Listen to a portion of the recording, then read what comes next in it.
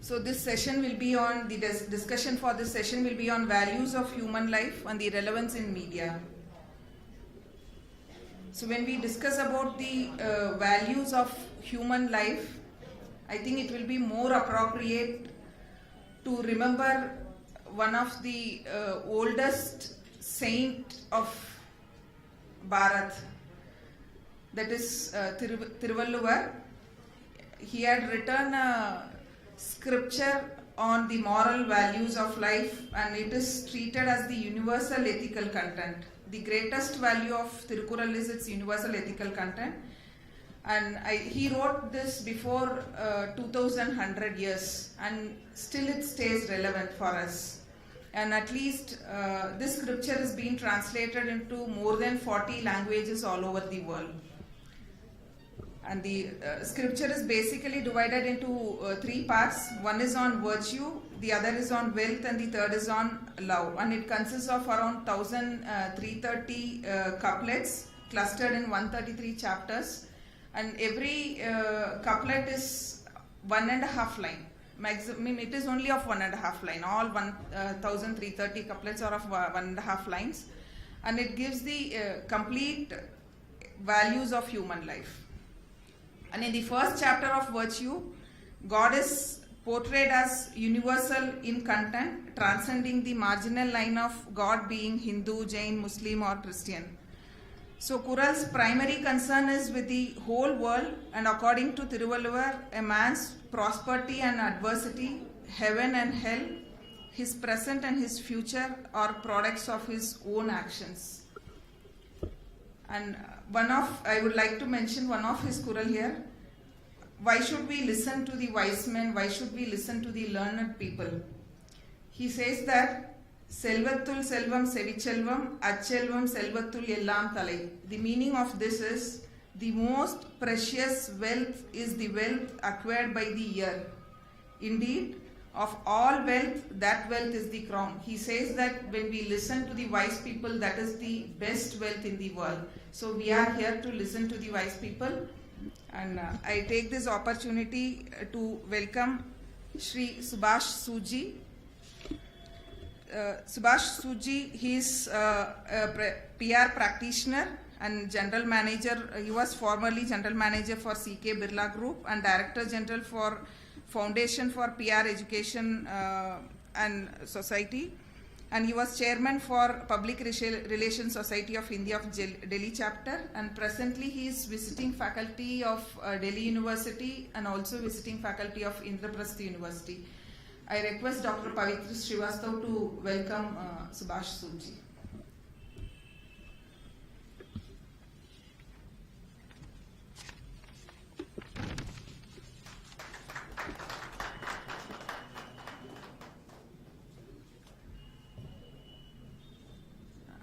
Dr. Sachidananda Joshi ji is with us.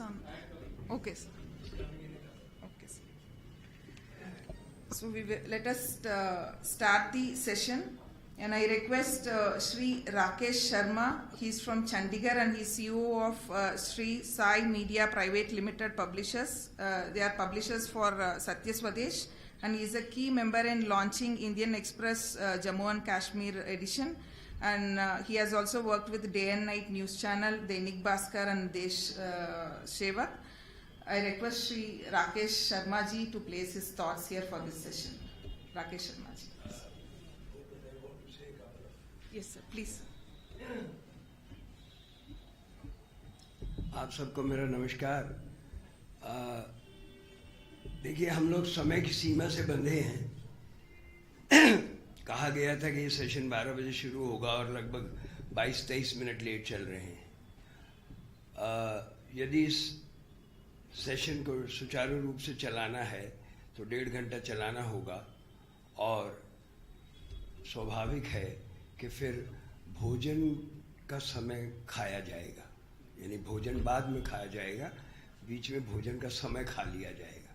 तो मेरी जो वक्ता हैं उनसे निवेदन है कि वो समय की सीमा के अंदर ही अपना वक्तव्य दें, और क्योंकि ये विचार विमर्श का आयोजन है तो जो बैठे हैं लोग मेरे सामने, मेरे अपने विचार से उनकी बात, कोई किसी प्रकार का प्रश्न हो सकता है, कोई बात को समझने जानने की उत्कंठा हो सकती है, तो उनके प्रश्नों के लिए भी हमें कुछ समय रखना होगा। इस बात की समय सीमा को ध्यान में रखकर कृपया अपनी बात कहिएगा। बहुत बहुत धन्यवाद। Once again, I'll just welcome Dr. Sachidananda Joshi ji. Dr. Sachidananda Joshi ji is with us here. He is the founder, Vice Chancellor of the Kushabao Thakre University of Journalism and Communication, Raipur. And he has already, he has with us as Registrar of Makanlal Chaturvedi University for last 10 years. And he has already been associated with Seva Vardhini, a social organization. And he is presently holding the position of its state president. And he is also associated with Sanskar Bharati, a cultural organization, and he is presently the state president for the organization. And he is also associated with Rangashri Little Ballet Troupe, a cultural organization, and presently a trust member of the same. We welcome you, sir, and I request Dr. Pavitra Srivastav to welcome Sachidananda Joshi ji.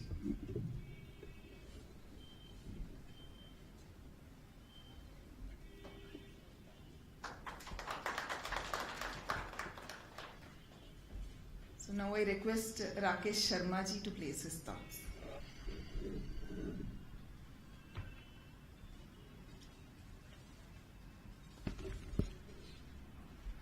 नमस्कार, good morning. DISE पे विराजमान doctor सच्चिदानंद जोशी जी, सुभाष सूद जी और माननीय आप सब guest. To me media जिस विषय पर बात करने के लिए कहा है, क्योंकि मार्केटिंग और सेल्स जो है, जो टारगेट अचीव जो ये करने के कारण जो गिरावट आती है वो हम लोगों के प्रेशर से शायद आती है। बट मेरा मानना, जो हमने अपना एक नई संस्था शुरू करी है, उस पर what we have thought of that we will value positivity in all what we publish, और for that matter if we are into electronic और digital, that also will be positive. So for me, media is both brain and heart of the society. It has to think, reflect, react, and lead. So what I said, for us, responsibility of sales and marketing is also to respect that kind of a feeling. And has to, as I said, it has to think, reflect, and react and lead, and has to have values that sparks man, that has to separate man from animal.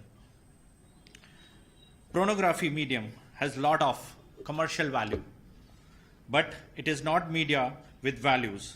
It only degrades us to physical levels that aims at boldly pressure and politics.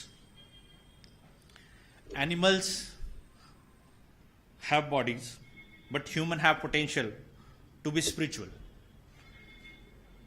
जो चीज़ें बातें अभी कही गई पहले, जो अध्यक्षता भाषण में मनोज जी ने बात करी, उसमें ये वैल्यूज़ जो हैं उन सब का ध्यान रखते हुए, ये जो हमारे जो मानव के अंदर जो स्पिरिचुअल वैल्यूज़ हैं, अगर इनको जगा लिया जाए तो लगता है कि we will be able to achieve as a constructive role in the society.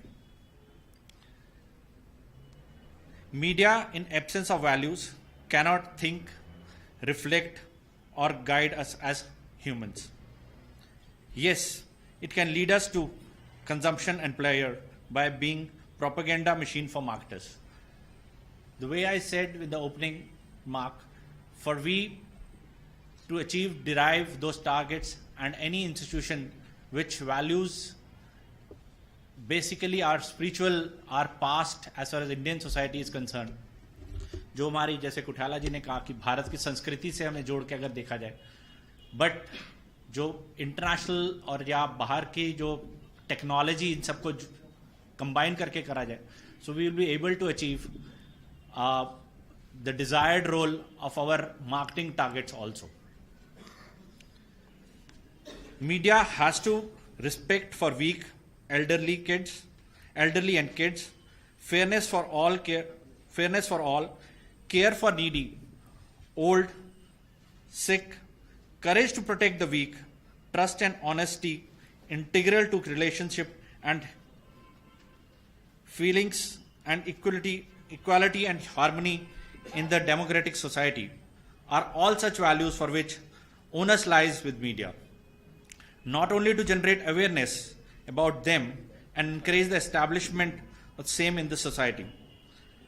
I strongly believe media is the brain and heart of the society. So, because I am from that part of the segment of the media, I'll definitely like to listen more and to follow, to achieve our targets, to follow the ethics of this world of media. Thank you. Namaskar. Thank you, Rakesh Sharma ji. Now we request KG Suresh ji to share his views. Suresh ji is a senior journalist and editor for Vivekananda International Foundation, and he's a columnist for several newspapers. And as Sanjay ji said earlier, you can see Suresh ji every day evening in some TV channel. So I now welcome KG Suresh ji to share his views. Sir.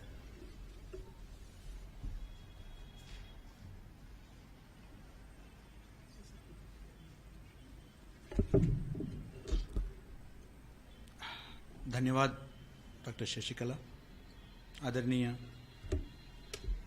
Joshi ji,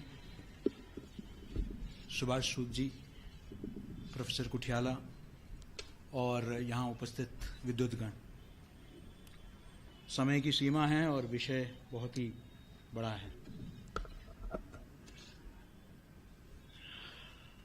मैं कुछ अनुभवों से अपने 3 दशक के पत्रकारिता जीवन का आपके साथ थोड़ा शेयर करने का प्रयास करूंगा और उसमें से कुछ सीख जो मुझे मिली है वो शेयर करने का प्रयास करूंगा।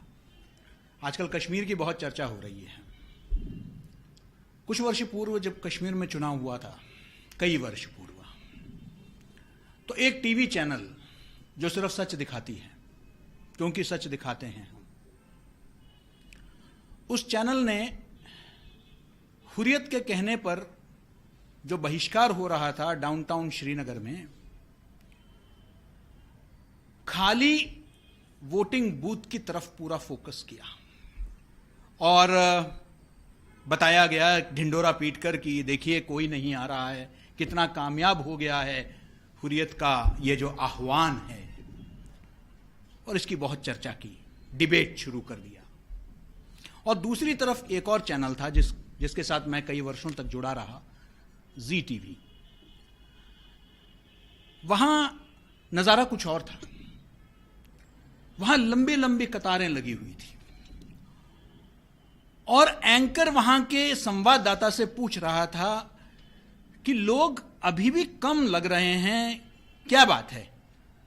तो वहां का संवाददाता पलट के यह जवाब दे रहा था कि अभी तो सुबह हुई है, कश्मीर में तो दिन निकलते निकलते जो है और लंबी कतारें आएंगी।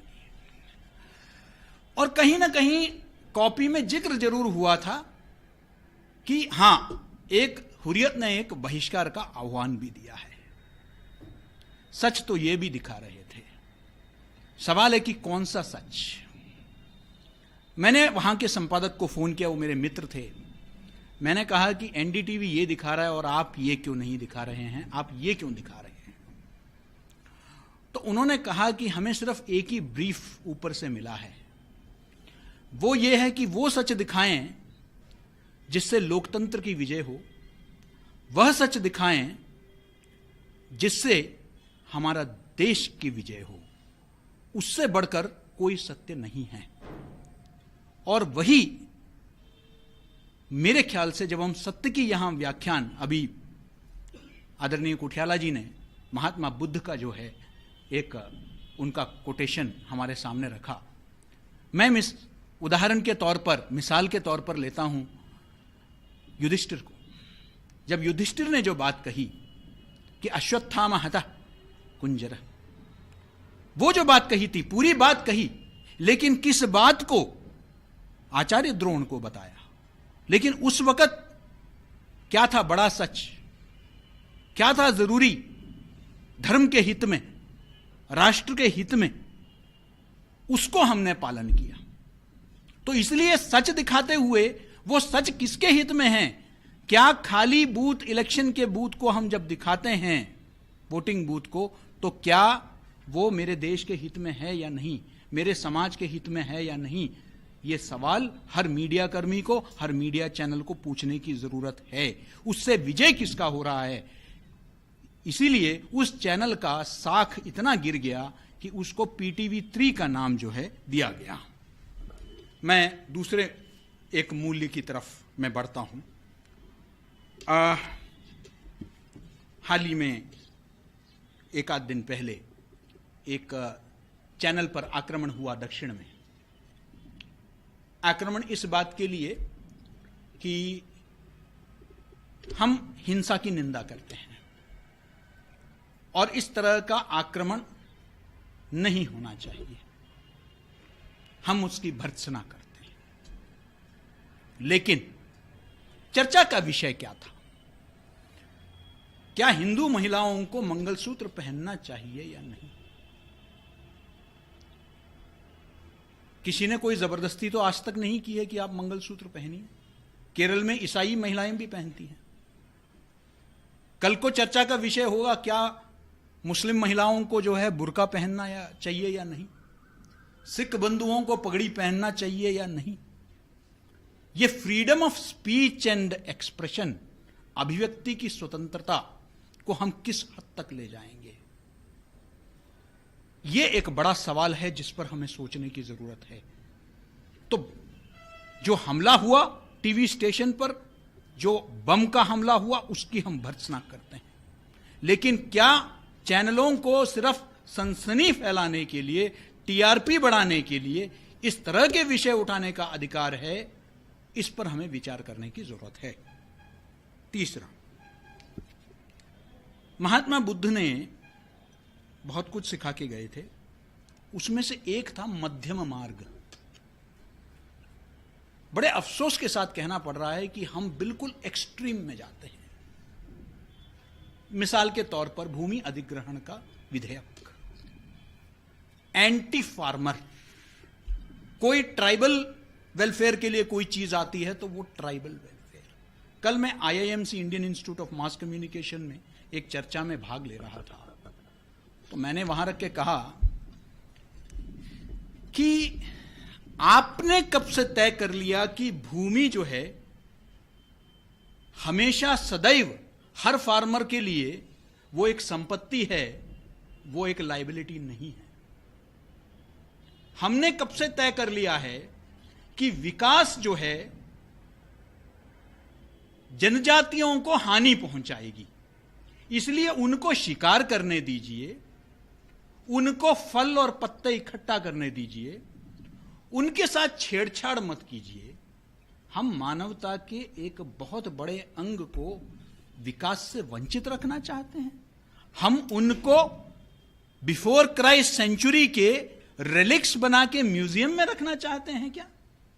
यह कौन सा, किस तरीके का प्रगतिवादी सोच है जो यह कहता है कि जनजातियों के साथ छेड़छाड़? हम मानते हैं शोषण नहीं होना चाहिए, there should be no exploitation, उसके प्रावधान होना चाहिए हर कानून में। लेकिन यह कहना कि प्रगति या विकास आपको खत्म कर देगी, उनके जनजातियों की जो आइडेंटिटी है उसको खत्म कर देगी, उनके पहचान को खत्म कर देगी, तो हम सब की तो कोई पहचान ही नहीं है, तो हम सब वापस जंगलों में चले जाएं। तो ये जो एक सोच आज इस देश में फैलाने का एक प्रयास किया जा रहा है कि जनजातियों को अपने जगह रहने दीजिए, जैसे अंडमान निकोबार में एक आइलैंड की तरफ कोई जाता ही नहीं है, तो आज भी वो तीर कमान जो है चलाते हैं। कोई भी नेवी या कोस्ट गार्ड का बोट आता है तो वो तीर कमान चला के भगाते हैं। वो हमारे लिए अफ्रीकन प्रिमिटिव्स को हमने संभाल के रखा हुआ है, म्यूजियम पीस बनाकर हमारे ही बंधुओं को, क्योंकि हमें उसमें आनंद मिलता है। क्या इससे बड़ी क्रूरता कुछ हो सकती है कि हम ये कहें, जिसको जैसे कुछ दिन पहले जेटली जी ने कहा था कि इंडस्ट्री और इंफ्रास्ट्रक्चर को हमने डर्टी वर्ड बना दिया है, अश्लील शब्द बना दिया है हमने।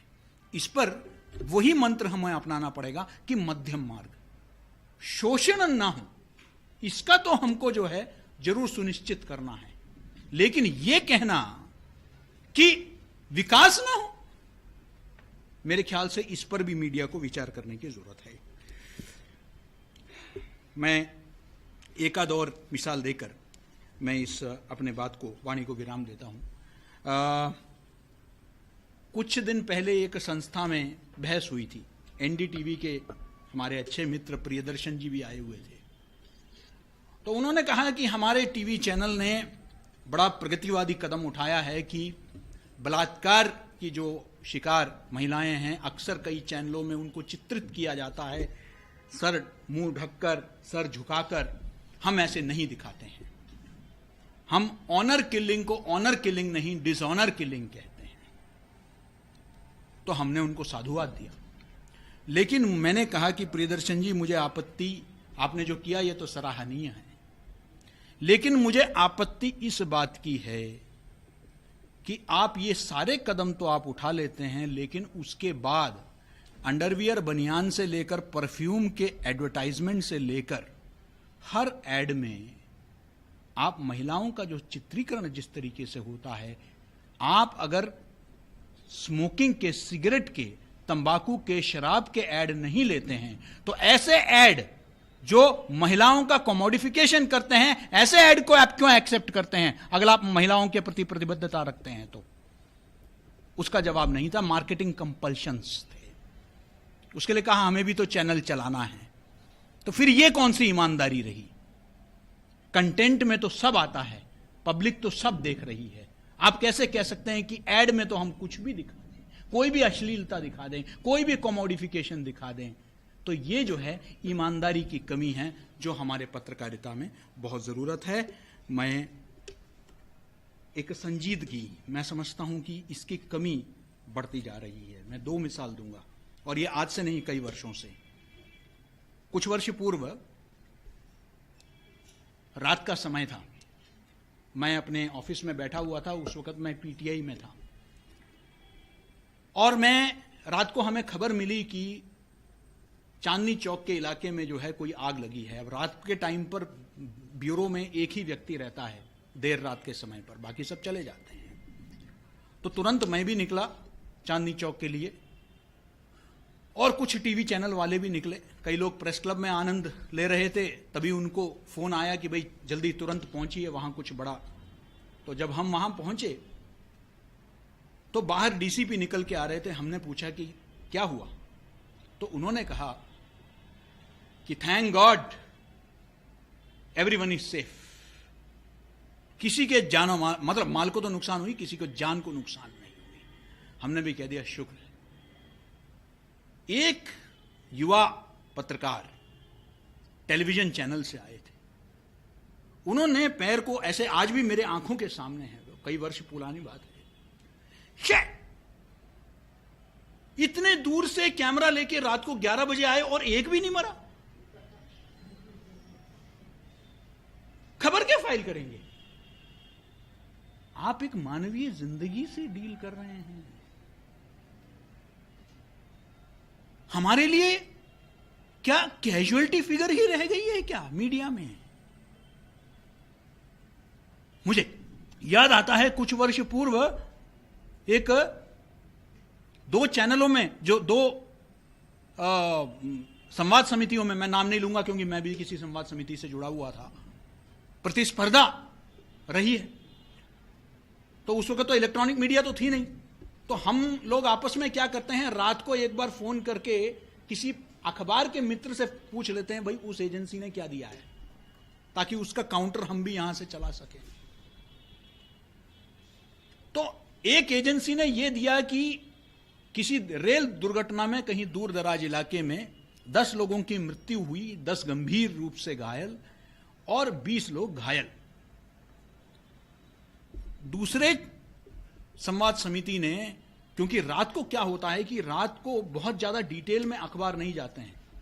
अखबार यह देखता है कि कौन से संवाद समिति के समाचार में ज्यादा कैजुअलिटी फिगर है, उसको वो फ्रंट पेज कर देते हैं। तो इन्होंने क्या किया कि 10 के जगह अगले दिन 15 की मौत, 5 गंभीर रूप से घायल और 20 इन्होंने ऐसे जो है काउंटर में चला दिया। कोई सोर्स नहीं था, सिर्फ इन्होंने पता किया उस संवाद समिति ने क्या चलाया है। अगले दिन पता चला कि कई अखबारों के रिपोर्ट से कि नहीं, ऐसा कुछ नहीं हुआ, 10 ही लोगों की मृत्यु हुई है और 10 गंभीर रूप से घायल है। तो फिर यह पत्रकार को बुलाया गया और उनसे पूछा गया कि भैया आपने ऐसा क्यों चलाया। तो उन्होंने कहा कि 10 गंभीर रूप से घायल थे तो 5 तो लड़क ही जाएंगे, तो मैंने एडवांस में दिया, तो बुरा क्या है। यानी कि क्या मानव जीवन स्टैटिस्टिक्स में बदल गया है। जब हम अखबार में पढ़ते हैं कई दुर्घटनाओं के बारे में, 15 किल्ड, 20 किल्ड, 25 किल्ड, कोने में इन बोट मिसहैप इन दिस, कहीं ना कहीं पढ़ते हैं तो बड़ा दुख होता है। न जाने कितने घर उजड़ गए, न जाने कितने अनाथ हो गए। ये जो सोच है कि ये जिंदगियां ये सिर्फ स्टैटिस्टिक्स है, मानव जब स्टैटिस्टिक्स में कन्वर्ट हो जाता है तो ये संजीदगी की कमी है। मुझे लगता है कि आज मीडिया में उस संजीदगी को लौटने की जरूरत है। और आखिर में, क्योंकि समय का अभाव है, इसलिए मैं अपने आप को मैं रोकता हूं। गांधी जी के ने जो कहा, जिसका कुठियाला जी ने यहां उल्लेख किया, गांधी जी के जो बंदरों के लिए तो वो ठीक है, पत्रकारों के लिए नहीं। जब तक पत्रकार बुरा नहीं देखता, बुरा नहीं सुनता, आईएएस की बर्बरताओं के बारे में नहीं सुनता है वो, आईएएस की बर्बरताएं नहीं देखता है वो, तब तक वो अच्छाई को क्या दिखाएगा। उसको बुराई का पता ही नहीं। तो बुराई को समझने की जरूरत है, बुराई को देखने की जरूरत है, बुराई को सुनने की जरूरत है और बुराई को काउंटर करने की जरूरत है। पागल हाथी को अहिंसा की भाषा समझ में नहीं आती, उसको गोली मारकर ही रोकना पड़ेगा। मुझे लगता है कि हमें इस विषय पर, हां, आखिरी जो कुठियाला जी ने बंदर की बात कही, मैं उस बंदर से तो पूरी तरह सहमत हूं, पोस्ट नो इविल। धन्यवाद। Thank you, Suresh. Now I request Shri Ashok Malik ji to share his views. Shri Ashok Malik ji is associated with Dainik Tribune for a very long time, and he is presently editor of Vikas Jagriti magazine, that is from part of Punjab government. Ashok Malik ji.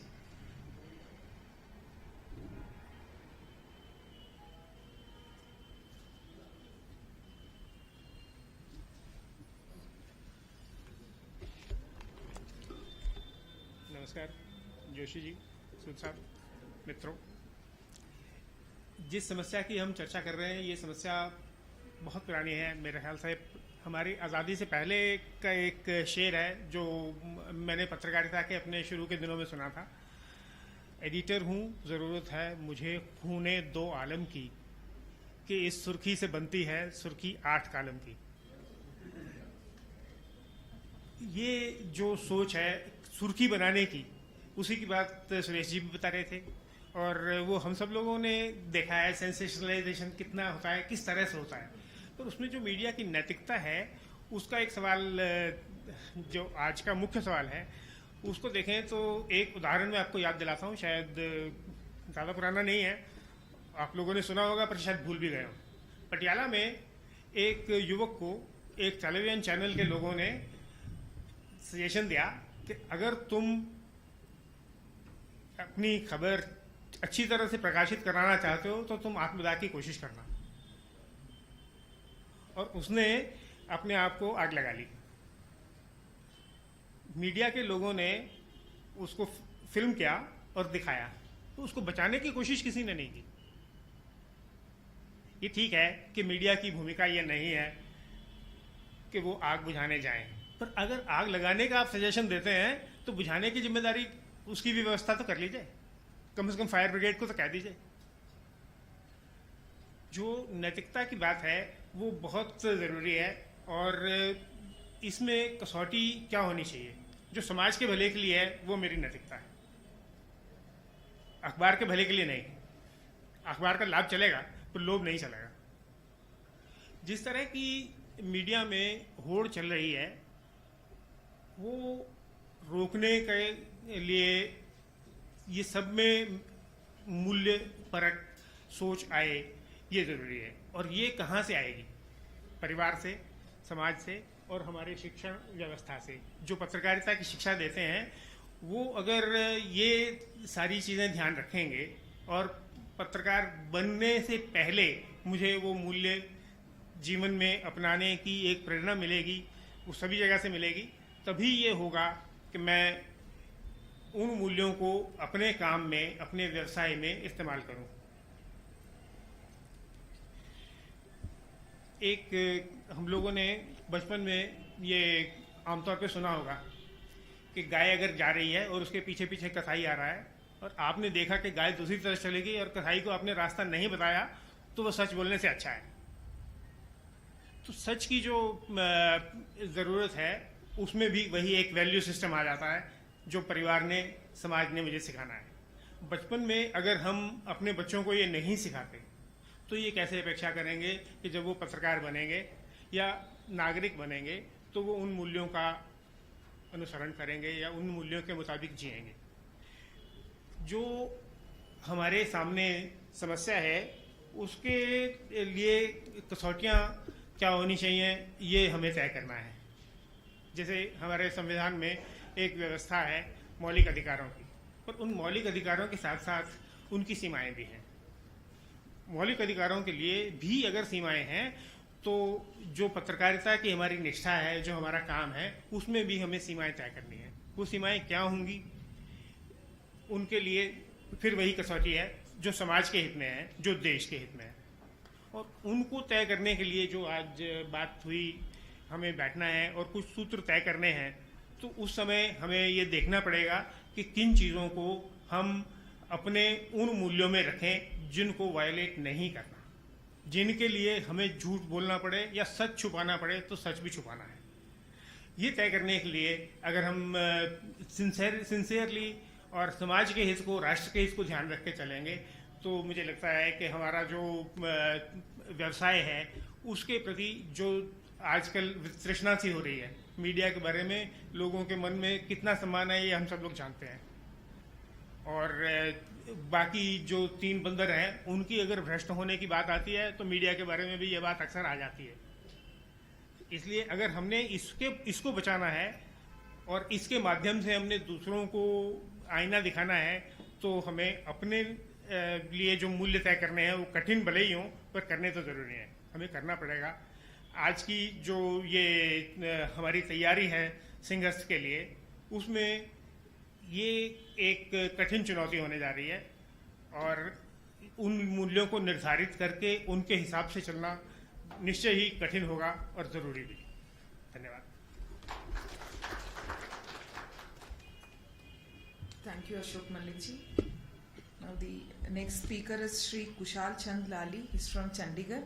He is editor of Satya Swadesh and already he has good experience in electronic media, working with day and night channels. And he was a Punjabi journalist and these days working with Hindi papers too. Kushal ji.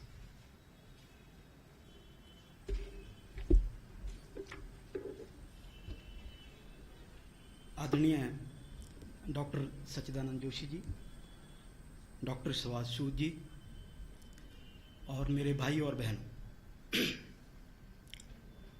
Punjabi पत्रकार हूं तो एक पंजाबी के गुरबाणी के हवाले से अपनी बात शुरू करूंगा।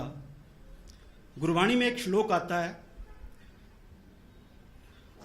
नहावन चले तीर्थी मन खोटे तन चोर, साध भले बिन नहात्या चोर से चोरा चोर। आदरणीय कुठियाला जी ने कुंभ की बात की थी। शुरू से बड़ी देर से बड़ी तमन्ना थी कि कुंभ देखा जाए। तो मैं जब इलाहाबाद में कुंभ था तो वहाँ 5-6 दिन मैं गया और एक पत्रकार के तौर पर सभी अखाड़ों में घूमने का, देखने का, मिलने का लोगों से मौका मिला। तो मुझे जिस कुंभ की परिकल्पना या संकल्प कुठियाला साहब बता रहे थे वो मुझे वहाँ नज़र नहीं आया। तो सबसे पहले तो आज मेरे लिए ये बड़े सौभाग्य की बात है कि हम कुंभ का जो असल संकल्प है उस और एक छोटा सा कदम लेने जा रहे हैं। बात हुई है सच की। एक जिज्ञासु एक संत के पास गया और उन्होंने पूछा कि गुरुजी, आखिरी सत्य क्या है? तो संत ने कहा कि आप जिसको भी देखो, दुनिया में जो भी प्राणी है उसमें आपने भगवान को देखना है।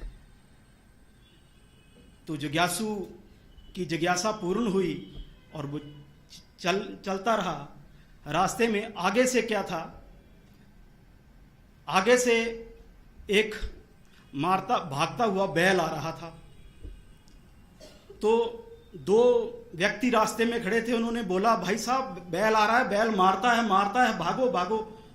अब उसके मन में क्या है कि संत जी ने बोला है कि सब में परमात्मा को देखना है, तो वो बैल में परमात्मा को देखने लगा। तो जब बैल उसके पास आया, उसने बैल ने उठाया और धड़ाक से गिराया।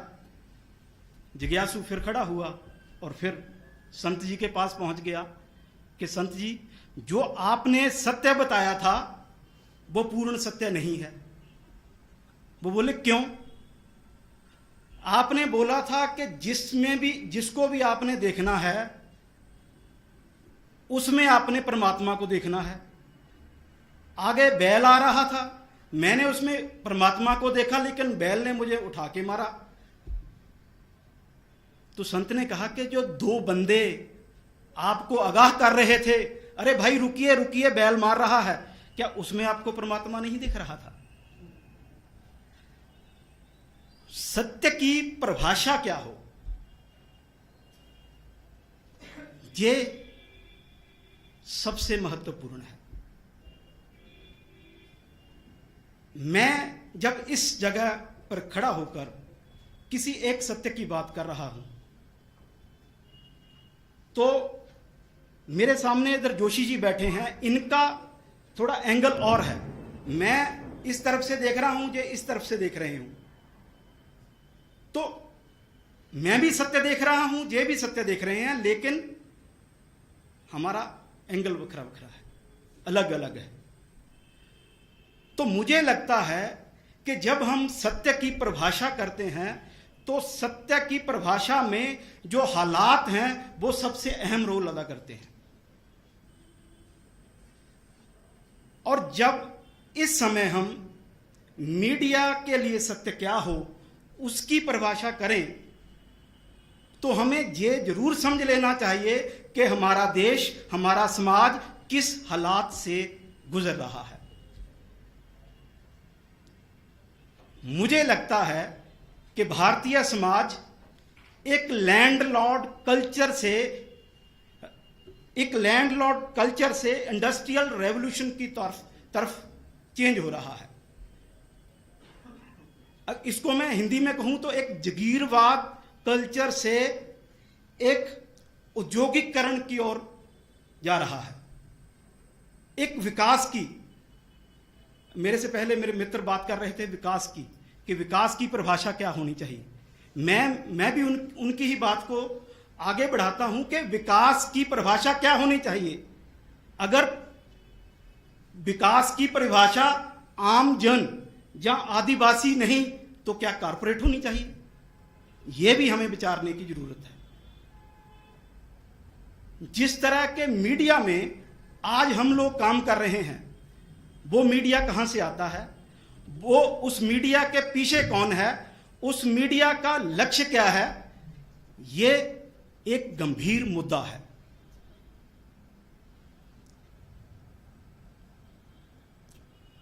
जिस प्रदेश से मैं आता हूं, पंजाब से, वहां पर मीडिया, इलेक्ट्रॉनिक मीडिया की मैं बात करूं तो पिछले 10 सालों में 15 टीवी चैनल बंद कर दिए हैं केबल माफिया ने।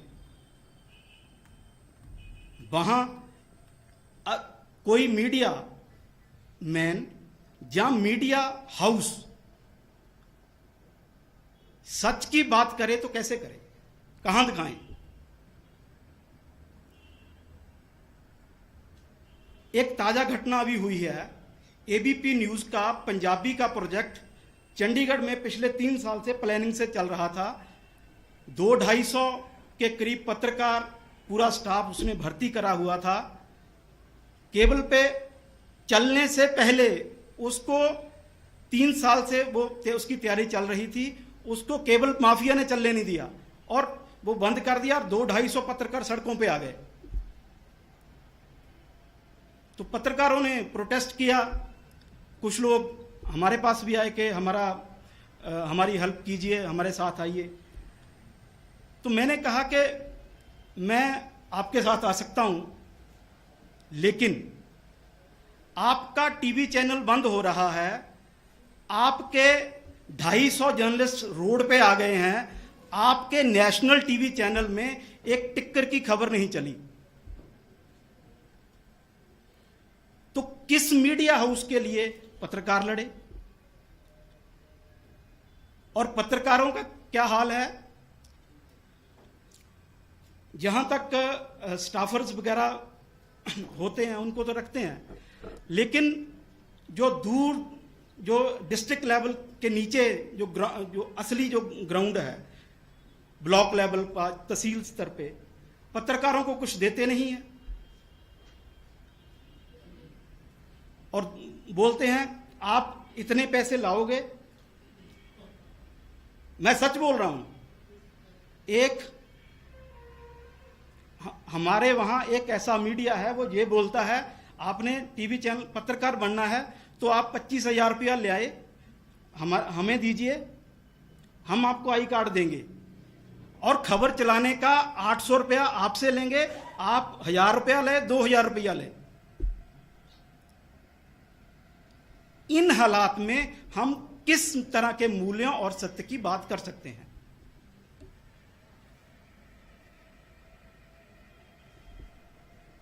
तो इसलिए मैं जो मेरा जो सजेशन है वो ये है कि गवर्नमेंट को एक ऐसी नीति तैयार करनी चाहिए कि अगर कोई मीडिया हाउस प्रोजेक्ट के साथ आता है कि हम 200 करोड़ रुपए का प्रोजेक्ट, टीवी प्रोजेक्ट लेके आते हैं, तो उसको एक गारंटी करनी चाहिए कि जो पत्रकार हैं उनकी जो सिक्योरिटी है उसको तय करना होगा। जब तक आप पत्रकार की सिक्योरिटी तय नहीं करोगे तब तक आप उससे सच और मूल्यों की बात नहीं करवा सकते। एक पंजाबी का अखान है, पेट न पईयां रोटियां ते सभे गल्लां खोटियां। जब तक पत्रकार पेट से भूखा रहेगा तब तक सच नहीं बोल सकता। पत्रकार को देते क्या है? आज भी बड़े से बड़ा पत्रकार जो है उसको 25-30 हजार रुपए से ज्यादा नहीं मिलता।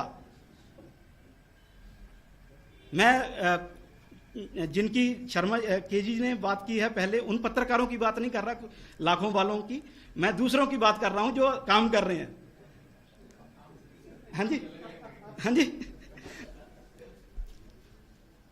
तो न्यूज़पेपर में देख लीजिए आप, मैं न्यूज़पेपर में भी रहा हूं, टीवी चैनलों में भी रहा हूं। तो मुझे लगता है कि अगर आपने पत्रकारिता को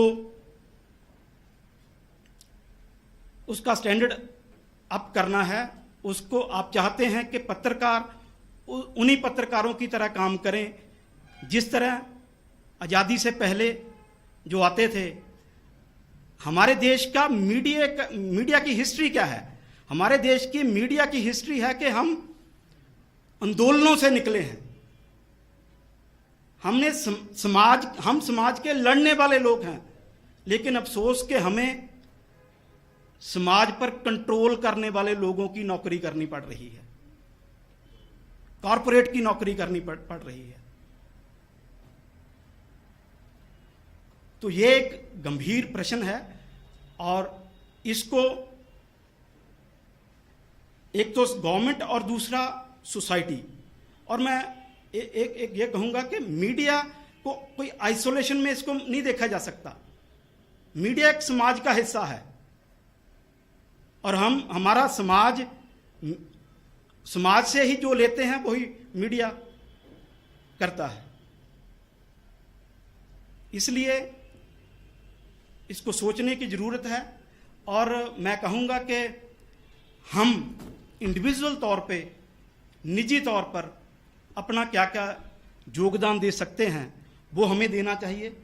हम इतना तो कर सकते हैं कि निजी तौर पर मैं जितनी भूमिका निभाऊं, मैं अपना जो आहुति डाल सकूं वो डालूं। तो एक छोटी सी कहानी के साथ अपनी बात को विराम दूंगा। एक जंगल में आग लगी हुई थी, तो सभी लोग उस आग को बुझाने में लगे हुए थे। उसमें शेर भी था, किंग ऑफ फॉरेस्ट। एक छोटी सी चिड़िया दूर से जाती, चोंच में पानी भर के लाती और आग पे डाल देती। तो उसको दूसरे जानवर ने पूछ लिया कि आप ये क्या कर रहे हो, इससे क्या होगा? मुझे पता, वो बोली मुझे पता है कि इससे कुछ नहीं होगा, लेकिन जब जंगल का इतिहास लिखा जाएगा, इस आग की घटना का वर्णन आएगा, तो मेरा नाम उन लोगों में शामिल होगा जो आग बुझाने में जुटे थे, उन लोगों में नहीं होगा जो आग लगाने में जुटे थे। तो हमें एक निजी तौर पर अपनी भूमिका निभानी चाहिए और एक समाज को पूरी जिम्मेदारी की तरफ एक ऐसा संकल्प और ऐसी विचार सामने लाना होगा जिससे हम मिलकर मीडिया को वही मीडिया बना सकें जिसमें हमें ये कहने में शर्मिंदा ना होना पड़े कि हम पत्रकार हैं। धन्यवाद। Thank you, Kushal Chanchi. The way to accomplish any task is to ascertain the inmost thoughts of an expert in that task. This is from Tirukural 677, and I request Dr. Sachidananda Joshi ji to share his thoughts on this session.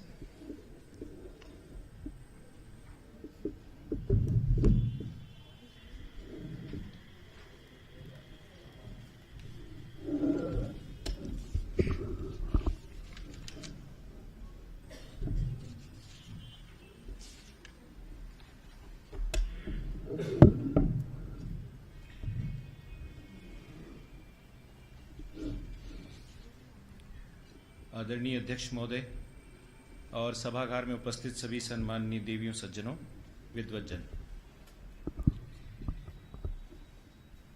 मूल्यों पे बात हो रही है और media के मूल्यों की प्रासंगिकता पे बात हो रही है। और सुबह दो बहुत अच्छे वक्तव्य हमने सुने हैं और अभी भी लगातार हम इस सत्र में एक के बाद एक बहुत अच्छे वक्तव्य सुन रहे हैं। बहुत अलग सी बात मैं कुछ आपके सामने कह पाऊंगा, ये शायद संभव नहीं है। मुनि क्षमा सागर जी जो प्रसिद्ध जैन संत हैं, और आज ही मैंने अखबार में देखा कि कल उनका देह शांत हो गया, जो मेरे लिए एक बहुत ही दुखद घटना थी। मैं अक्सर उनकी कविताओं का वाचन करता हूँ। उनकी कविता से अपनी बात शुरू करूँगा कि देने को मेरे पास कुछ नहीं है, देने को मेरे पास कुछ नहीं है सिवाय इस एहसास के कि कोई यहाँ से खाली हाथ ना जाए। तो उनको स्मरण करते हुए कुछ बातें थोड़ी सी उबड़ खाबड़, थोड़ी सी ऊट पटांग आपके साथ कहना चाहता हूँ। क्योंकि जब हम मूल्यों की बात करते हैं तो दरअसल प्रश्न पहला ये उठता है कि हम किसके मूल्यों की बात कर रहे हैं। क्योंकि मूल्य दो तरह के हैं, एक शाश्वत मूल्य है और एक व्यक्तिपरक मूल्य है। शाश्वत मूल्य वो हैं जो कहीं ना कहीं प्रकृति ने आपके सामने निर्धारित किए हैं। उनकी संख्या 2, 4, 8, 10, 12 कुछ भी हो सकती है, पर वो शाश्वत मूल्य है। और कुछ मूल्य हैं जो बहुत व्यक्तिपरक मूल्य हैं, जो व्यक्ति से व्यक्ति में फर्क करते हैं, पर्सन टू पर्सन वेरी करते हैं। और इसलिए ये नहीं कहा जा सकता कि उसका मूल्य तंत्र मेरे मूल्य तंत्र से कहीं ना कहीं गड़बड़ है। तो जब हम मूल्यों की बात करें तो इस बात को बहुत अच्छी तरह से अपने दिमाग में बैठा लें कि क्या हम उन शाश्वत मूल्यों की बात कह रहे हैं जो प्रकृति प्रदत्त हैं और प्रकृति ने कहीं न कहीं डिजाइन किए हैं, डिजिग्नेट किए हैं, या हम उन मूल्यों की भी कहीं बात कर रहे हैं जो व्यक्ति परक हैं और जो पर्सन टू पर्सन या फिर कहूं प्रोफेशन टू प्रोफेशन डिफर करते हैं, अलग होते हैं। तो इस बात पर भी गंभीर चिंतन हमें कहीं न कहीं करना चाहिए। जैसे एक बहुत हल्के तौर पर आपको उदाहरण दूं, और वो उदाहरण मैं अक्सर अलग अलग ट्रेनिंग प्रोग्राम्स में जब अधिकारियों के साथ चर्चा करता हूं तो देता हूं। एक व्यक्ति ने कहा कि साहब हमारे जिले में जो नए जिला अधिकारी साहब आए हैं वो बहुत ईमानदार हैं, बहुत ही ईमानदार हैं, कुछ भी मुंह से खोल के मांगते नहीं हैं, जो दे दो वो चुपचाप से रख लेते हैं।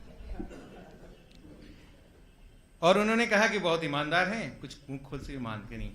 तो मैं अक्सर जब अधिकारी अपनी नौकरी में जाने वाले रहते हैं तो उनसे पूछता हूं कि आप इस ईमानदारी को किस ईमानदारी की कैटेगरी में रखेंगे, आप मुझे बताइए, क्योंकि वो बहुत ईमानदार व्यक्ति हैं, मुंह खोल के कुछ मांग नहीं रहे, पर जो दे दो वो चुपचाप से रख भी ले रहे। तो इसलिए मैं ये कहना चाहता था कि ये जो अलग अलग मूल्यों की बात कहीं ना कहीं हो रही है, उनको एक बार हमें खोजना पड़ेगा, देखना पड़ेगा। मीडिया के मूल्यों की भी बात होती है। पिछले लगभग 20-22 साल से मीडिया के विद्यार्थियों के साथ इंटरेक्शन करने का मौका मिलता है, उनसे बात करने का मौका मिलता है। जब वो नए प्रवेश लेते हैं विश्वविद्यालय में, उनकी आंखों में चमकते सपने होते हैं, समाज को बदल देने की हसरत होती है और बहुत कुछ नया करने की इच्छा होती है। और हम लोग भी उनके अंदर वो जज्बा डालने की कोशिश करते हैं कि नहीं, तुम ही वो ताकत हो, तुम ही वो शक्ति हो जो समाज को बदल सकती है। और इसलिए विद्यार्थी फिर हमसे पूछता है कि साहब फिर वो कौन से मूल्य हैं जिनको लेकर हमें आगे चलना पड़ेगा। और हम उन्हें मूल्यों की एक लंबी सी फहरिस्त थमा देते हैं। उस फहरिस्त में ईमानदारी, सच्चाई, सदाचार, सच्चरित्रता, सत्यपरकता, संवेदनशीलता और पता नहीं क्या क्या गुण रहते हैं। और वो विद्यार्थी हमारी मार्कशीट या डिग्री के साथ मूल्यों की वो पोटली बांध के फील्ड में भी चला जाता है। फील्ड में जाने के बाद क्या होता है, उसके 3 प्रसंग आपने अभी सुन लिए, इसलिए उसका आख्यान मैं अलग से नहीं करना चाहता। उसमें से कुछ ऐसे भी होते हैं जो बहुत धुरंधर होते हैं, जो 5-6 साल बाद फिर मुझे मिलते हैं या हमें मिलते हैं और कहते हैं सर आपने जो बताया था वो तो कुछ काम नहीं आया। हाँ, लेकिन बहुत कुछ जो आपने नहीं सिखाया था वो सीखकर जो कुछ हमने किया है उसके कारण आज हम बहुत सफल पत्रकार हैं। मेरा एक विद्यार्थी पास होके 3 साल पहले निकला, 3 साल बाद मुझसे मिलने आया। उसके हाथ में एक की रिंग थी जिसमें वो कोई चाबी घुमा रहा था। मुझसे बोला सर बहुत दिनों बाद सोचा कि यूनिवर्सिटी के सामने से गुजर रहा हूं तो आपसे मिलता चलूं। आगे ही यहाँ मैंने एक फार्म हाउस खरीद लिया है और नई होंडा सिटी खरीदी, तो सोचा आपको दिखा भी दूं। मैं याद करता था हमारे दौर के उन पत्रकारों को जो बामुश्किल अपने टूटे स्कूटर को सुधारने का और डेंटिंग पेंटिंग कराने का भी हौसला नहीं रख पाते थे अपनी पत्रकारिता की कमाई में। और फिर बाद में जाते जाते वो जुमला भी दे गया, मेरे पैर छूते छूते कहा सर आपकी शिक्षा बहुत काम आई। मैंने कहा भाई मेरे, अगर मेरी शिक्षा काम आती तो शायद तुम इस तरह का फार्म हाउस लेकर अपनी होंडा सिटी की चाबी घुमाते हुए मेरे सामने से नहीं जाते। कहीं न कहीं मेरी तरह लोन का मकान और लोन पे ली हुई स्कूटर या जो भी बाइक है उससे ही इठलाना तुम्हारे कर्तव्य की इतिश्री होता। तो ये बहुत बड़ा विभेद हमारे समाज में। जब हम मूल्यों की और प्रासंगिकता की बात करते हैं तो उन तमाम चीज़ों को भी हमें ध्यान में रखना चाहिए। कुठियाला जी का आदेश था तो मैंने वो सारी चीज़ें लिस्ट भी की हैं जो मैं इस सत्र की संचालिका महोदया को दे जाऊंगा, पर अगर मैं उसमें उलझ गया तो बहुत सारी बातें मैं दिए गए समय में नहीं कर पाऊंगा, इसलिए मैं वो बातें कर लूँ। कुछ मूल्यों में अच्छी बात भी हुई है जो मैं कहना चाहता था और सौभाग्य से मुझे वो सुरेंद्र पाल जी के आज यहाँ दर्शन भी हो गए। कुछ दिनों पहले आइडिया मोबाइल ने एक विज्ञापन निकाला था हरियाणा की महिलाओं की शिक्षा को लेकर, और जब मैंने वो विज्ञापन देखा था तो मेरा भी खून खौल गया था कि ये किस तरह से आप हरियाणा की महिलाओं की शिक्षा को लेकर एक गलत बात कह रहे हैं। सुरेंद्र पाल जी ने आस्की में उसकी शिकायत की और उनकी जो CCC नाम की जो सबसे बड़ी उपभोक्ताओं की कमेटी है उसने उस विज्ञापन की जांच की और आइडिया कंपनी को वो विज्ञापन वापस लेने पे बाध्य किया विद लेटर ऑफ अपोलॉजी। ये भी एक मीडिया की ताकत है। आज सुबह जब मैं उनसे मिला तो मैंने उनको बधाई भी दी। लेकिन मीडिया के क्षेत्र में कई बार मीडिया ट्रायल को लेकर भी बात होती है कि क्या मीडिया को ट्रायल करना चाहिए। किसी भी विषय को लेकर मीडिया किस तरह से अपनी बात को मनवाने की कोशिश करता है। आपने सुरेश जी ने जो उदाहरण दिए कि जब उन्होंने तय कर लिया कि उन्हें 15 मारने हैं तो उन्हें 15 मारने ही हैं, वो किसी भी तरह मारेंगे ही। या जब वो तय कर लें कि ये खबर हम क्यों दिखाएं, इसमें कहीं कोई सेंसेशन नहीं है क्योंकि इसमें कोई मरा नहीं है, इसमें कोई हताहत नहीं हुआ है, तो वो भी एक मीडिया की अपनी स्वेच्छाचारिता है, अपना एक भ्रम है जिसके जरिए वो लोगों को बार बार दिग्भ्रमित करते रहना चाहते हैं। उस पर भी बात होनी चाहिए कि मीडिया ट्रायल मीडिया के किस मूल्य के तहत आएगा। बात इस पर भी होनी चाहिए कि मीडिया द्वारा किए जा रहे स्टिंग ऑपरेशन किस मूल्य के तहत आएंगे, खासकर उस वक्त जबकि हम उस व्यक्ति से बात करते हैं जो व्यक्ति उस बात के लिए तैयार नहीं है और उसे बिना बताए जब हम उसकी बात को रिकॉर्ड करके कहीं प्रचारित और प्रसारित करना चाहते हैं तो वो किस मूल्य के तहत आएगा, इस पर भी चर्चा होनी चाहिए। चर्चा इस पर भी होनी चाहिए कि मीडिया द्वारा की जा रही लॉबिंग को क्या हम जेन्युइन माने। अभी सूद साहब मुझसे पूछ रहे थे कि मैं पब्लिक रिलेशंस का एक्सपर्ट हूं और मुझे इस सत्र का अध्यक्ष क्यों बनाया गया है, तो मैं बहुत विनम्रता से कहना चाहता हूं कि इन दिनों मीडिया का काम पब्लिक रिलेशनिंग और लॉबिंग से भी हो जाता है। कुछ दिनों पहले एक बहुत शीर्ष पत्रकार बहुत सारी लॉबिंग के घेरे में थी, हमने बाद में सुना कि उन्होंने अपनी एक बहुत बड़ी कंपनी डाल दी है और बहुत बड़े मीडिया ऑर्गेनाइजेशन से अलग होकर वो कंपनी डाल रही हैं और अल्टीमेटली वो कंपनी क्या करने वाली है ये आपको अलग से बताने की जरूरत नहीं है। तो पूछना ये भी पड़ेगा कि लॉबिंग किस मूल्य के तहत आता है। पेड न्यूज की बात तो बहुत हो रही है, इसलिए पेड न्यूज को मैं अलग से फिर से रेखांकित नहीं कर रहा हूं, लेकिन पूछना तो ये भी पड़ेगा कि पेड न्यूज का मूल्य क्या है, एडिटोरियल का मूल्य क्या है और इम्पैक्ट फीचर का मूल्य क्या है, और ये किन मूल्यों के तहत मीडिया इन तमाम बातों पर अपनी गतिविधियां कर रहा है। तो ये बहुत सारी बातें हैं जिसमें एथिकल एडवर्टाइजिंग, अनएथिकल एडवर्टाइजिंग की बात है, जिसमें पॉलिटिकल लीनिंग की बात है, जिसमें ब्रांडिंग की बात है।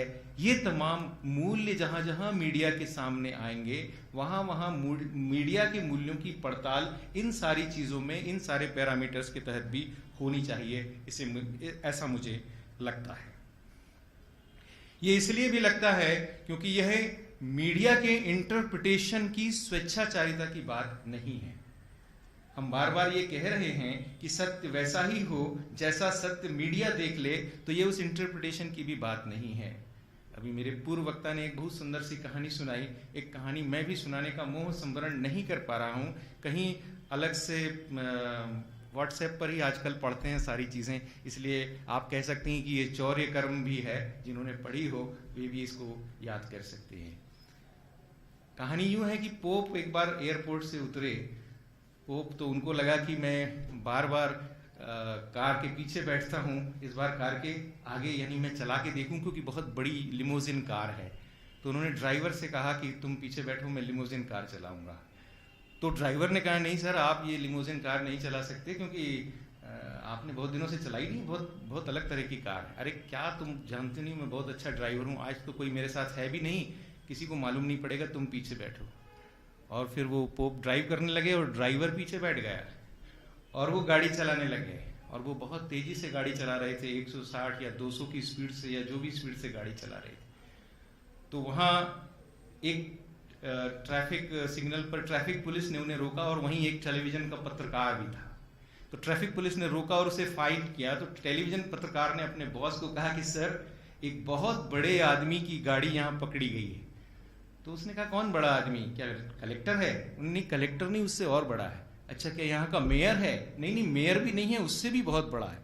क्या है भाई, कोई मंत्री है, नेता है? नहीं साहब, मंत्री और नेता से भी बहुत बड़ा है। बताओ तो सही कौन है? उन्हें सर मुझे लगता है कि खुद भगवान है, क्योंकि पोप उसकी गाड़ी चला रहा है। इंटरप्रिटेशन उसने कहा क्योंकि भगवान। The chairperson of the session. I would just invite you with again with one other verse from Tirukkural, that is about right forethought. There is nothing too difficult for a man who, before he acts, deliberates with chosen people and reflects privately. So with this, I invite Shri Subhash Soodji.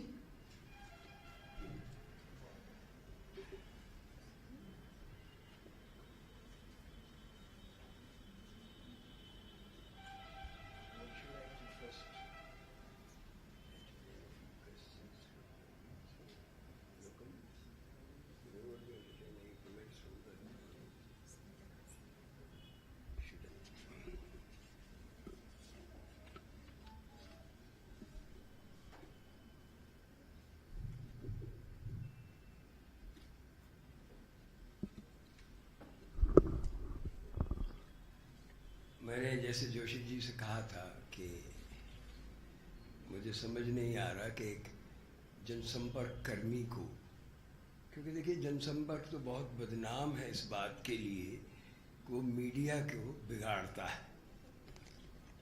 मैं आज तक समझ नहीं पाया हूँ, वैसे बहुत बरस हो गए मुझे जनसंपर्क की विधा में काम करते इस क्षेत्र में।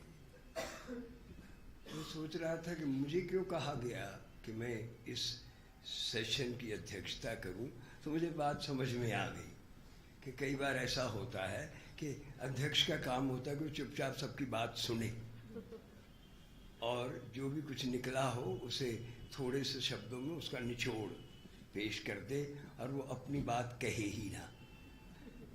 तो एक तो मुझे बात समझ में आ गई है, तो मैं अपनी बात नहीं कहूँगा और मैं आयोजकों से निवेदन करूंगा कि मुझे अपनी बात कहने के लिए किसी और सत्र में 2-4 मिनट दे दिए जाएं तो उनकी बड़ी कृपा होगी।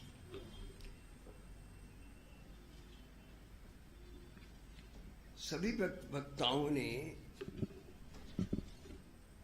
मुझे जो सुनकर एक बात लगी कि सभी वक्ताओं के मन में एक दुविधा है कि वो वास्तविकता और आदर्श, व्यवहारिकता और नैतिक मूल्यों के बीच में समन्वय कैसे स्थापित करें। बड़े उदाहरण आए हैं, कुछ मशवरे भी आए हैं कि मीडिया को ऐसा करना चाहिए, मीडिया को कुछ ऐसा करना चाहिए, इस प्रकार के मूल्यों का पालन करना चाहिए, मगर कहीं कहीं स्पष्टवादिता भी मिली है।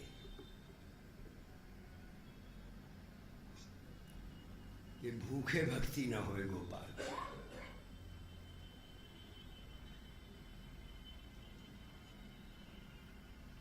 तो प्रश्न उठता है कि जो जोशी जी ने बात कही, शाश्वत मूल्य और व्यक्तिपरक मूल्य। देखिए, मीडिया में रहकर जब तक शाश्वत मूल्यों को व्यक्तिपरक मूल्यों के बीच में जोड़ा नहीं जाएगा, तब तक तुम समाज का भला होने वाला नहीं। और उस बात को ध्यान में रख के ये बहुत आवश्यक हो गया है कि ये समस्त समाज में जो एक प्रकार का करप्ट सा माहौल, सोच में करप्ट सा माहौल आ गया है, उसकी ओर क्या करें। मैंने पहले निवेदन किया है, इंट्रोडक्शन मेरी हुई थी कि मैं कुछ यूनिवर्सिटीज़ में अपना समय बिताता हूँ। मैं भी जो शिक्षार्थी मेरे सामने होते हैं उनसे बातें करता हूँ, और ये सच है कि 10-5 बरस बाद जब वो मेरे सामने आता है तो मुझसे कहता है, सर आपकी बातें अच्छी तो बहुत थी, मगर अपनाने काबिल उसमें से बहुत सी चीज़ें क्वेश्चनेबल थी। तो पहले तो मैं निवेदन करना चाहूँगा कि यहाँ पर जो प्रबुद्ध श्रोता बैठे हैं, देखिए वक्ताओं ने और जोशी जी ने बहुत सटीक बातें की हैं। इसे बृहत्तर परिप्रेक्ष्य में देखने की आवश्यकता है। तो श्रोता केवल श्रोता ही क्यों रहे? वो अब की कही हुई बात को जो पिछले 1-1.5 घंटे में कही गई है, उस पर भी उसकी कुछ टिप्पणी होनी चाहिए ना। तो मैं आमंत्रित करता हूं, और प्लीज आइए, उस पर कुछ आप भी जोड़िए उसमें।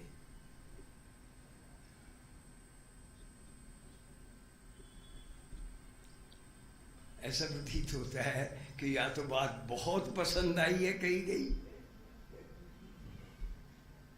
उससे अगली बात मैं कहना नहीं चाहता।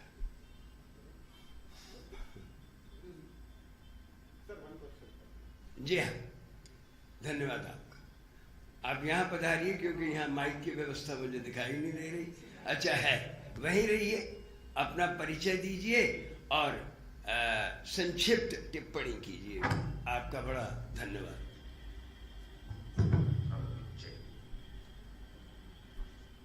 आदरणीय सभी महानुभावों को मेरा नमस्कार। मैं विश्वेश ठाकरे हूँ, IBC 24 का बिलासपुर का ब्यूरो चीफ हूँ। मैंने बड़ा लंबा समय पत्रकारिता में बिताया है, बता रहा हूँ। मेरा आग्रह अभी जो वक्ताओं ने बात कही उनमें ये है कि यदि छात्र आपकी बात सुनकर जा रहे हैं और वो आपकी बातों का अनुसरण करते हुए सफल नहीं हो रहे हैं, तो क्यों ना ये शुरुआत वहाँ से हो जहाँ से छात्रों को ये बात बताई जा रही है। तो मेरा आग्रह ये है कि क्यों ना मूल्यों को सुधारने की या मूल्यों को सही करने की शुरुआत ऊपर से नीचे की ओर हो।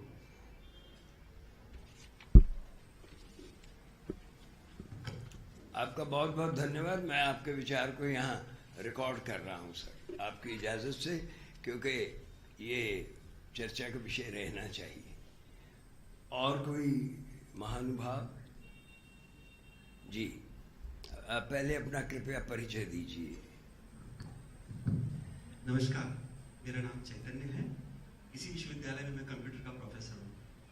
मेरे बहुत अजीज मित्र डॉक्टर सच्चिदानंद जोशी जी ने एक बात बहुत सटीक रूप से कही अनुभव के रूप में, जिससे मैं कन्विंस नहीं हुआ, इसलिए विशेष रूप से उसको मैं कह रहा हूँ। और पूर्व वक्ताओं ने भी जो बात कही कि जो शाश्वत मूल्य है उनका अगर हम पालन करते रहे तो हम सक्सेसफुल शायद नहीं हो पाते, इसलिए चैनल चलाना होता है या इस तरह से करना होता है। इस परिप्रेक्ष्य में वो बात उभर कर आई। जोशी जी ने कहा जैसे मुख्य रूप से कि 3 साल में अगर तुमने हीरो होंडा सिटी खरीद ली है तो तुम मूल्यों का पालन निश्चित नहीं कर रहे हो। मुझे लगता है कि ये एक जो धारणा हमारे मन में बैठी हुई है, ज्यादातर लोगों ने वही कहा कि हमको चैनल चलाना होता है, अगर हम मूल्यों की बात करेंगे तो चैनल नहीं चला पाएंगे। कहीं न कहीं यही कारण है जो ठाकरे जी ने भी सवाल उठाया कि हम अपने स्टूडेंट्स को वो मूल्य क्यों नहीं पालन करने को देना, क्योंकि हम उनको साथ साथ ये एक इनकैप्सूल मैसेज दे रहे हैं कि तुम अगर शाश्वत मूल्यों का पालन करोगे तो तुम सक्सेसफुल नहीं रह सकते, जो कि मूलतः गलत है। अभी जैसे मैं IT क्षेत्र को बिलोंग करता हूं, तो ऐसी संभावना है कि मैं एक छोटा सा एक मोबाइल का ऐप बनाऊं जो 10 रुपए में बिके और मेरी आमदनी इतनी हो कि मैं 10 हीरो होंडा सिटी एक महीने में खरीद सकूं। तो शाश्वत मूल्य तो है, प्रोस्पेरिटी शाश्वत मूल्य तो है। हम कहते हैं ईश्वर कौन? वो जो ऐश्वर्यमान है। तो ये पूरा जो शाश्वत मूल्य में आता है, लेकिन हमने उसको डाल रखा है कि ये हमारा काम नहीं है, अच्छे लोगों का काम नहीं है। तो कहीं ना कहीं हम जो ये जो एक कुंभ के अंदर बैठ के इस पे मंथन कर रहे हैं, तो यहां से ये चीज निकल कर आनी चाहिए कि शाश्वत मूल्य जीवन को विस्तारित करने के लिए है, न कि जीवन को कम करने के लिए। मैं क्षमा चाहूंगा यदि मैंने किसी की भावनाओं को ठोस पहुंचाया। धन्यवाद। कोई और व्यक्ति? जी जी, परिचय दीजिए। मनोज नाम है मेरा सर, मैं लखनऊ से आया हूँ और वहाँ सूचना एवं जनसंपर्क विभाग में कार्य करता हूँ। सर, हम मूल्यनिष्ठता की बात कर रहे हैं और इसमें एक शब्द मैं जोड़ना चाहूँगा कि सभी मीडिया को मिलकर एक मानक तय करना होगा, और जब तक हम मानक नहीं तय करेंगे तब तक हम मूल्यनिष्ठता की बात नहीं कर सकते है। हम सिर्फ ये कहना चाहते हैं कि जो बदले हुए परिदृश्य में जो सारी परिस्थितियां हैं, जो मेरे पहले जो 3 वक्ताओं ने कही, जो फील्ड में काम कर रहे हैं, जो उनकी व्यावहारिक दिक्कतें हैं, मेरा सिर्फ आशय कहने का यह है कि आप व्यावहारिक दिक्कतों को नज़रअंदाज करते हुए एक कोई बहुत शास्त्रीय बात कहेंगे तो वो आज के दौर में माकूल नहीं है। चाहे विश्वेश हों, अनिल भी बैठे हैं जो सक्रिय पत्रकारिता कर रहे हैं, वो इस बात को महसूस कर सकते हैं कि कौन सी व्यावहारिक दिक्कतें आती हैं। जो अभी आपने भी बात कही, मैं सिर्फ ये कहना चाहता हूँ, मीडिया जिसे पहले पत्रकारिता कहा जाता था, जो आप कह रही हैं कि जिसमें था कि जिसे आधी रोटी खाने की इच्छा हो और बार बार जेल जाने का जज्बा हो, वो आके मेरे अखबार में संपादक बन जाए। इस किस्म के विज्ञापन जब अखबार में छपते थे तब भी उनको लोग मिलते थे, लेकिन उस दौर से अब बदलते हुए आज हम इस दौर में आ गए।